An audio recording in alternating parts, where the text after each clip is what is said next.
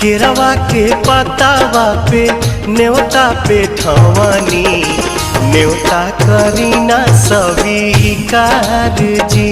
हाँ लिहिनाया रख मोर आदित्य गोसाइया परती के सुन ली पुकार जी।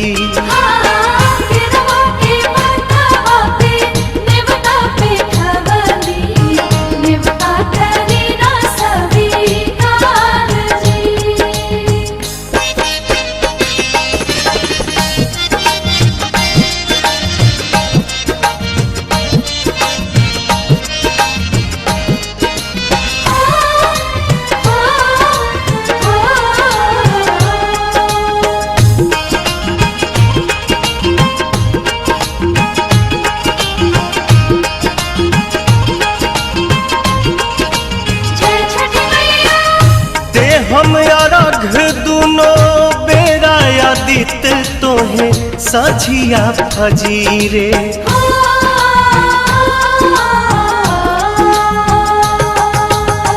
दूसरा अरघ देके मानव आशीष आके गंगा के तीरे। दिन के सहैया रौवे रोग हरैया जी रौवे से जग में जोर जी। हाँ केरवा के पतावा पे न्योता पे ठवानी न्योता करीना स्वीकार जी।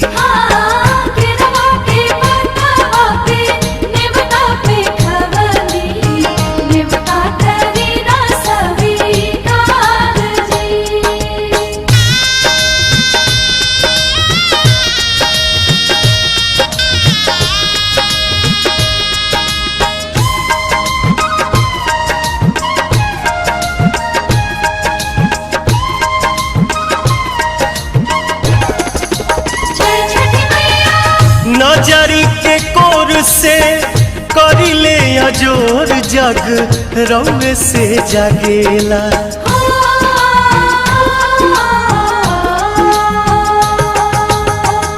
रौवे से रात होला रौवे से दिन काल चक्र चलेला। हर साल करब बरत आई छठी घटिया हमनी पकड़ब उपकार जी। हाँ लिहिनाया रघ मोर आदित्य गोसाइया बरती के सुन ली पुकार जी।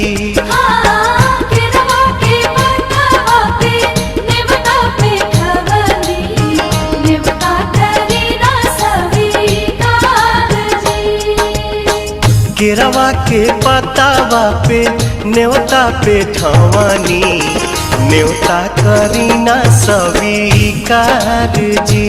हाँ लिहिनाया रघ मोर आदित्य गोसाइया परती के सुन ली पुकार जी।